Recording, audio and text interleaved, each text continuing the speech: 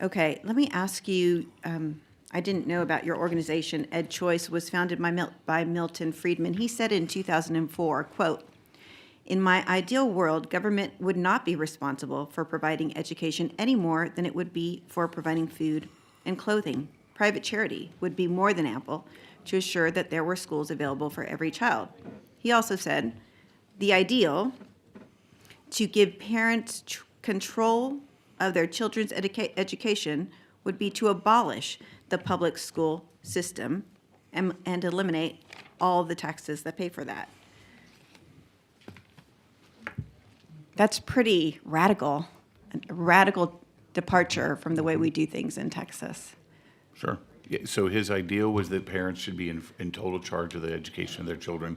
He understood that to get from here to there, the only way to do that was by giving parents choices in education. And abolishing public schools. His argument was, over time, families will have a choice of all schools, including public schools. His ideal was that. Our organization's ideal is that every parent should be free to choose every option. But in his own words, he said an end to public schools. An end to publicly funded schools, yes. Okay.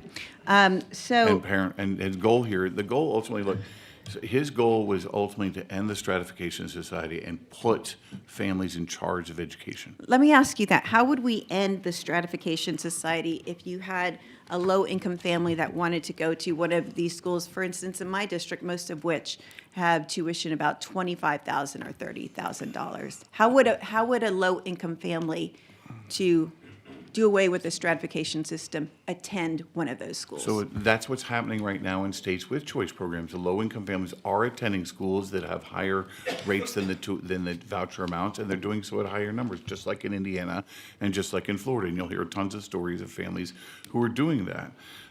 So we know that families are taking those choices. If we want to end one of the arguments... Okay, let's look at this bill. This bill gives $10,000 or $11,000. We're not exactly clear on the amount, but somewhere between $10,000 and $11,000 to a student, low-income student, any student. Everybody gets the same.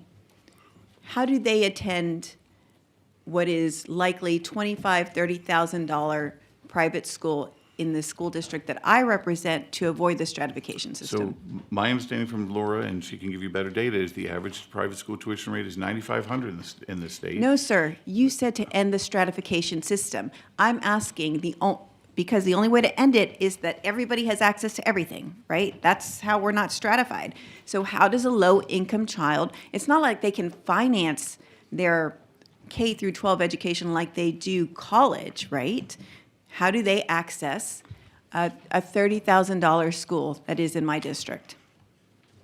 And I'm saying to you, from based on what I hear from Laura, is that there are going to be plenty of options for low-income families to be able to choose a wide array of private school options, and by the way, grow their own options. One of the fastest growing types of private school choice or private education has been African-American mothers doing homeschooling. There's been a lot of growth in low-income families taking direct charge of their children's education outside of the system and doing it on their own, and that doesn't cost $35,000.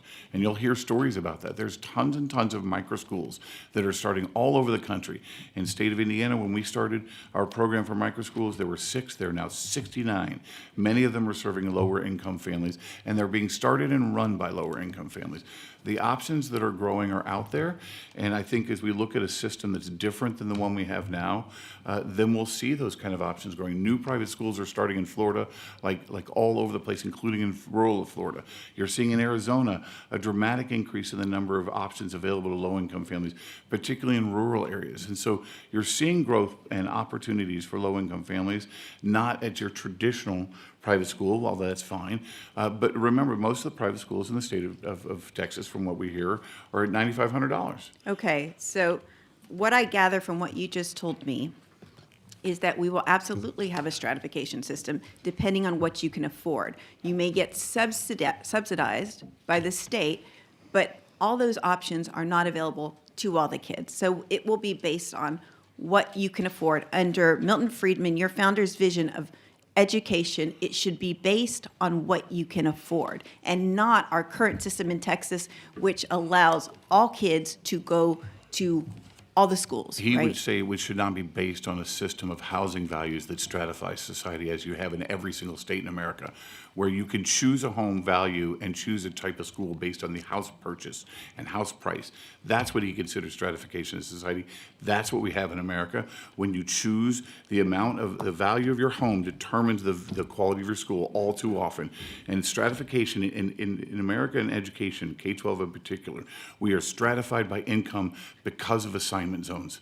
Okay. That is evidence that is unrefutable. To be clear, Milton Friedman didn't say anything about housing costs, but I will say in my district that we have a multitude of choice in my district, from charter schools to private schools to transfer my own kids transferred into other public schools within the school district.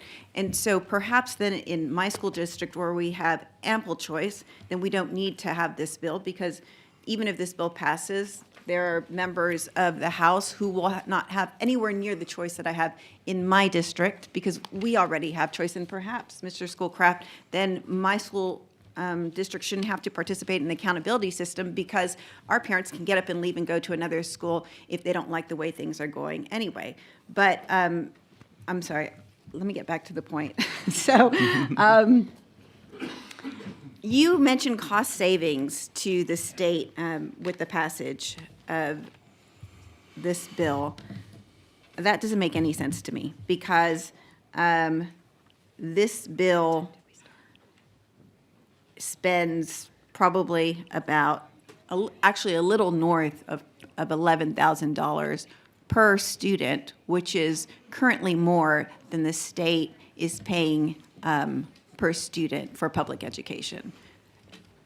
So how would that happen under this bill that we would save money? If you look at the total cost to the taxpayer from state, local, and federal dollars, if you look at the surveys done by Marty Lucan of the 48 choice programs with all three pots of money, the choice programs are significantly less than the total three pots.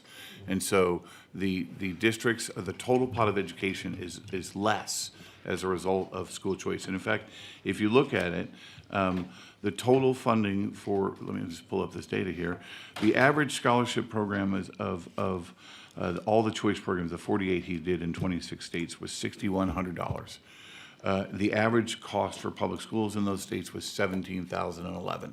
Okay, so you're not saying a savings of state dollars. You're having to Total include savings. federal and local dollars when you claim that there is savings. Yeah, because when a child leaves a traditional public school, he or she takes that money with them, and leaves. If they go to a traditional private school now, they leave that money at the district level. Okay, I just Right? want to be clear that Yeah. it is, because there's no way this bill saves the state money. Finally, I want to ask this question: are you opposed to this being expanded to include, this bill being expanded, or this policy being expanded to include facilities funding of private schools? Me? Do you oppose that? I'm still asking Mr. Enlow. Oh, I think the state of Texas, like all states, need to think differently about how you fund facilities across the board, whether it's charter, public, or private. So I think that I would not oppose a separate state effort for the state to think about facilities in a different way. But I think we've got to talk about how much it costs to build a traditional school.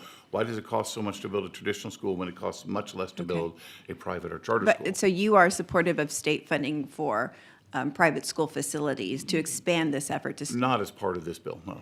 but the policy, they've done it in Ohio. Do you They've disavow done it in it? Ohio and Indiana. They're looking at it in Indiana, and I think the more we offer more opportunities to grow more school types, the better.